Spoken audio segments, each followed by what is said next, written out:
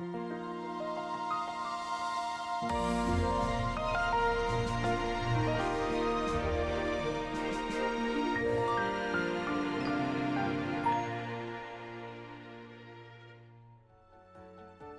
добрый музыкальный час! Друзья, слушая и играя родную башкирскую музыку, я всегда думаю, в какое же время жил композитор, что его так вдохновляло, а кто еще жил в эту эпоху?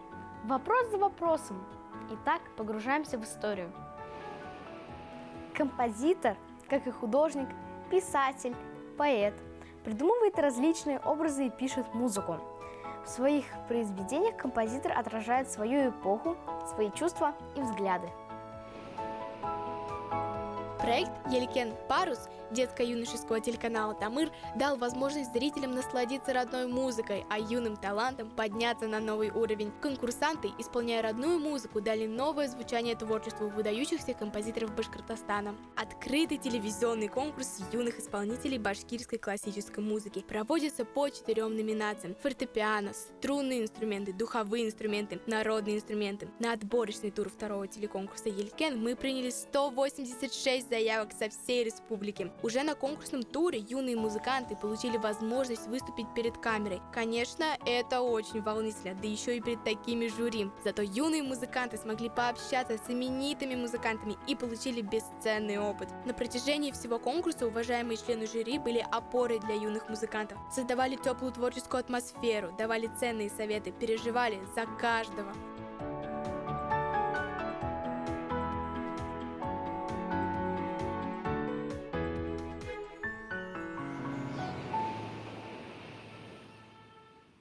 В мире существует очень много разных музыкальных инструментов. У каждого инструмента свой звук, который может по-разному влиять на восприятие. Интересно, а как композиторы выбирают инструмент, когда пишут музыку? Если композитор пишет оркестровую музыку, ему проще наиграть ее на фортепиано, потому что фортепиано имеет большой диапазон от самых низких звуков до самых высоких. В нем более 7 октав. И еще фортепиано – самый точный музыкальный инструмент. Его используют не только для аккомпанемента, но под него настраиваются и остальные инструменты. Фортепиано может звучать легко, как флейта, а может, как и целый оркестр. Поэтому многие великие музыканты предпочитали этот инструмент, создавая для него настоящие шедевры. А еще игре на фортепиано учатся вообще все инструменталисты и даже вокалисты. В музыкальных учебных заведениях есть предмет «Общее фортепиано». Так что, если ты выбрал музыку, ты должен уметь играть на фортепиано. Повезло, номер 2. Надеюсь, это очень везучая цифра, и я выступлю хорошо. В телеконкурсе «Елкен» для юного пианиста Михаила Панова «Фортепиано. Инструмент для души».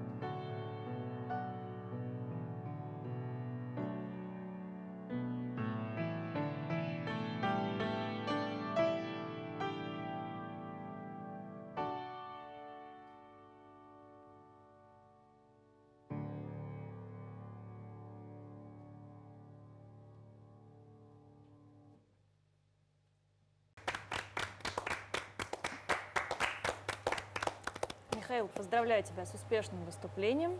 Здорово видеть тебя на разных конкурсах, встречать и видеть, как ты растешь.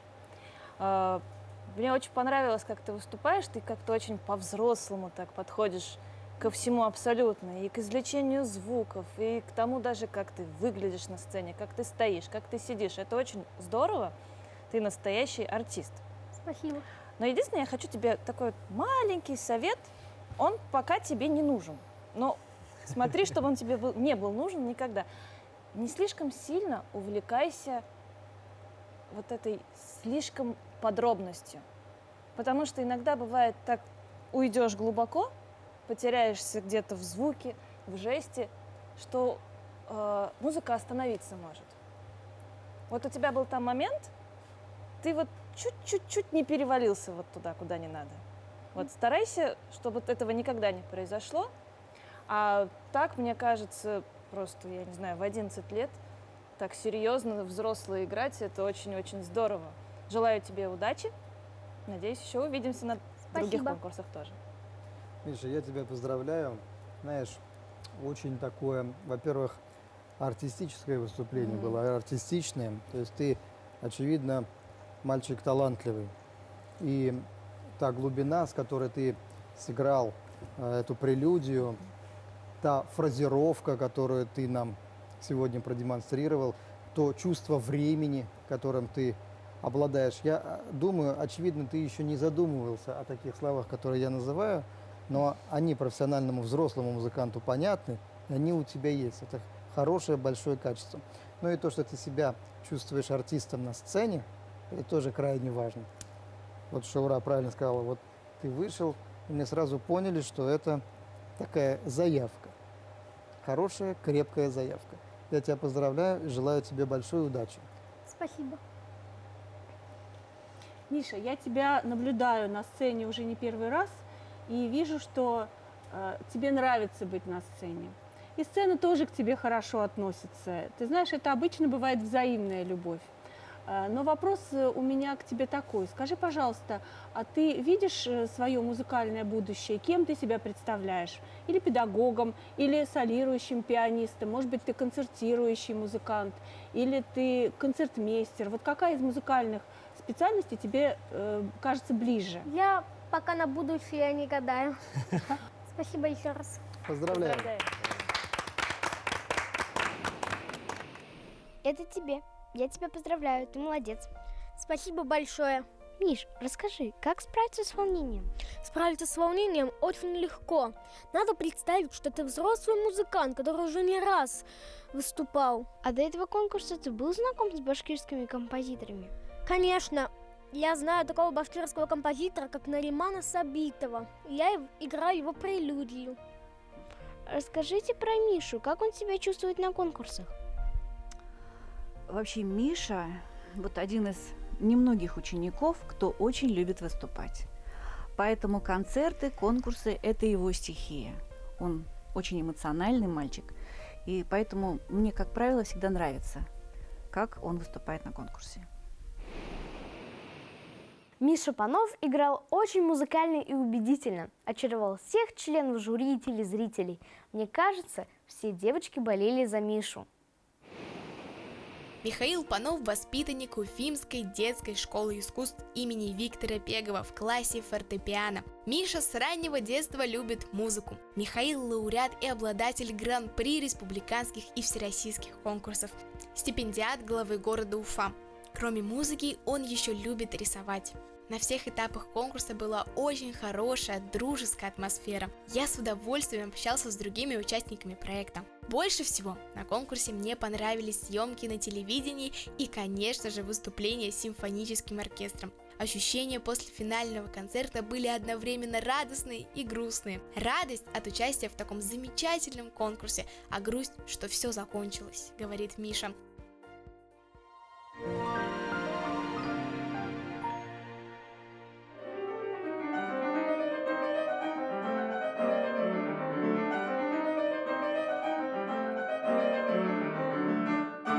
Мы еще не будучи участниками, я как-то листала каналы и увидела как раз вот этот конкурс, один из туров, там, правда, исполняли духовики, но он меня заинтересовал тем, что дети играют, во-первых, на сцене, их видит республика, и что самое интересное, в третьем туре они получают возможность играть с оркестром. Взрослые музыканты говорят: Миша, как тебе повезло, мы за всю свою жизнь ни разу этого не удостоились, а вот ты еще такой вроде 11-летний музыкант, и уже у тебя такая возможность поиграть с оркестром. Ну и вот так получилось, что и мы подали заявку, конечно, не ожидая чего-то там дальше, просто с удовольствием поучаствовать. И видите, получилось. В телевизионном проекте было очень таким большим для меня достижением. Вот. Родственники, когда меня увидели, очень сильно обрадовались. Вот. Особенно мои дедушка и бабушка.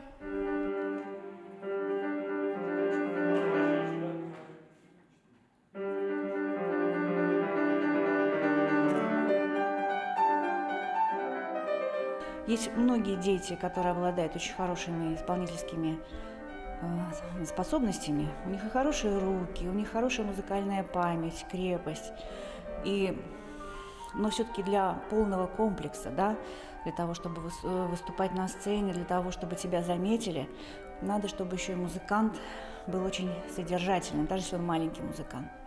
Даже он был содержательным, эмоциональным и очень любил свое дело. Вот Михаил как раз из таких очень хороших учеников.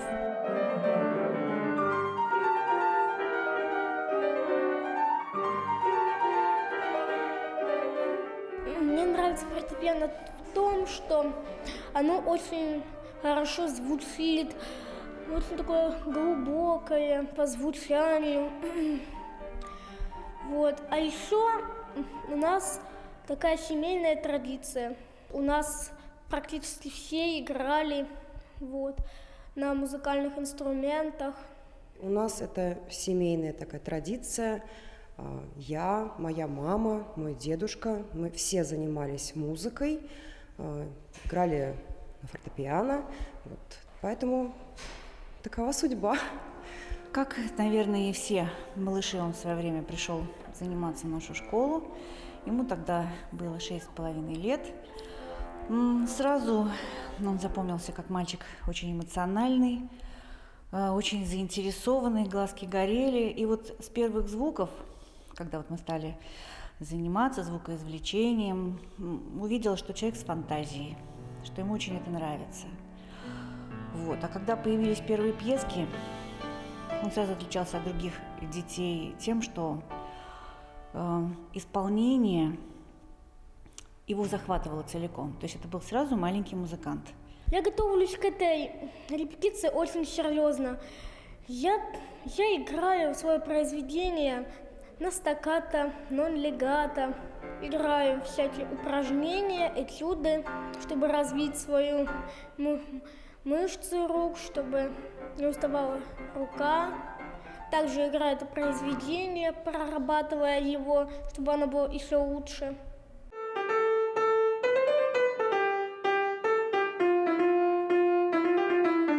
Я оцениваю очень высоко подготовку детей. Они все свою, вот если есть такое выражение, знать партию, да, у музыканта, свое произведение или свою партию, они очень хорошо знают и очень хорошо играют. И много действительно по-настоящему музыкантских моментов. Практически всем им, конечно, не хватает одной единственной вещи, которая нарабатывается с опытом. Контакта с дирижером, с аккомпаниатором, который играет как оркестр, в данном случае я, например, да, вот. Не могу сказать, что это в критической степени, но этого, конечно, не хватает, потому что это без опыта обрести невозможно, это качество. То, что молодые ребята играют произведения башкирских композиторов с большим симфоническим оркестром, это абсолютное событие. Это, безусловно, огромное событие в их жизни.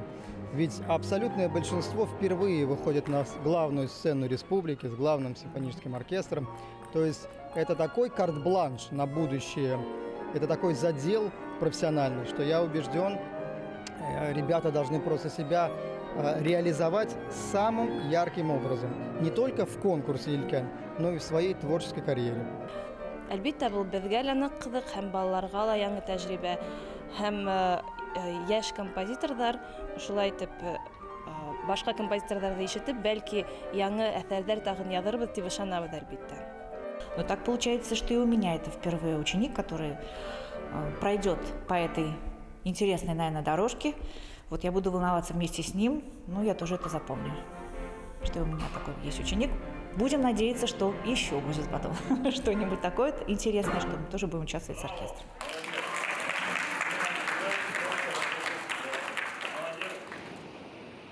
Михаил тоже, как и все финалисты, впервые играл в сопровождении симфонического оркестра. В этот момент очень важны напутствие и поддержка педагога. Михаил нас познакомил с творчеством известного башкирского композитора Айрата Каримова. Айрат Тагирович Каримов родился в Уфе в семье башкирского композитора Тагира Каримова. Воспитываясь в атмосфере любви к музыке, часто слушая игру отца на баяне, бывая с ним на концертах филармонии, Айрат Тагирович рано приобщился к искусству. Имя композитора связывают в основном с развитием национальной эстрады. Он одним из первых ввел в башкирскую профессиональную музыку новые жанры – танго, джаз-вальс, вальс, джаз-баллада и другие. Также Айрат Каримов написал пьесы для эстрадного ансамбля, сделал обработки башкирских народных песен. Написал музыку к более 30 спектаклям башкирского и русского драматических театров. Музыка Айрата Каримова дарит всем заряд бодрости и вдохновения. Давайте вместе наслаждаться и парить по морю музыки. Жду только положительных эмоций. Это для нас радость, это большой праздник. Мы не ждем, скажем так, там, первых, вторых, там, третьих мест. Мы про это вообще не думаем. Самое главное – достойно выступить, показать все лучшее, что Миша научился от своего учителя, максимально показать себя с хорошей стороны, выступить достойно. Вот ждем с нетерпением. Боюсь ли, что на выступлении не так сыграешь или промахнешься, нажмешь не на ту ноту. А с волнением я борюсь вот таким методом. Надо представить, что ты взрослый музыкант, который уже не раз выступал на сцене. Айрат Каримов. Балканские наигрыши. На сцене ученик Уфимской детской школы искусств имени Виктора Пегова Михаил Панов.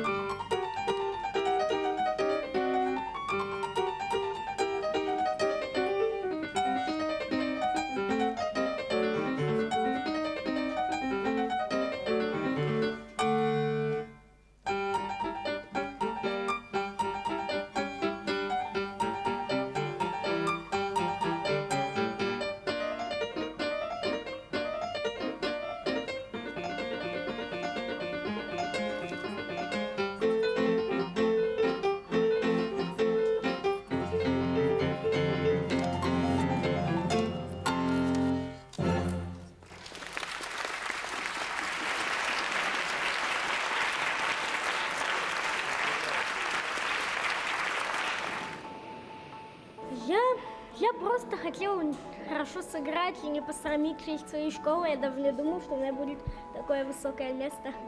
Я очень рада, что мы поучаствовали в таком масштабном проекте, где Миша смог реализовать себя как ансамблист, потому что он участвовал с симфоническим оркестром. Что он мне дал? Ну, наверное, определенный опыт, потому что очень надеюсь, что еще какие-то мои ученики будут участвовать с оркестром. И будем, наверное, подбирать такие еще более интересные пьесы для того, чтобы она звучала масштабно и интересно. Вообще подготовка к конкурсу – это большой опыт, еще большая работа над самим собою. Если просто когда занимаешься, допустим, в музыкальной школе, то есть не участвуя в конкурсах, то как-то все это спокойнее. А вот подготовка к конкурсу – это вот еще более концентрация своих сил, усилий. И Елкен для нас – это вот такой вот незабываемый, радостный, очень позитивный опыт. Второй открытый телевизионный конкурс юных исполнителей башкирской классической музыки «Елкен» было делать еще сложнее. Сложнее в том смысле, что было еще ответственнее. В прошлом году, когда мы окунулись в этот проект первый раз, мы еще, может быть, не осознавали значимость, масштаб, сложность этого проекта. А в этом году, конечно же, мы учли все какие-то недостатки первого конкурса, и я думаю, что нам удалось сделать очень хороший, профессиональный, интересный и телевизионный современный проект. Проект «Елкен» телеканала «Тамыр» завершил работу грандиозным галоконцертом победителей, оставив на душе радость, гордость и вдохновение. Прощаясь, желаю вам всем мира, добра и душевной музыки. До новых встреч! С вами была Камила Бакирова.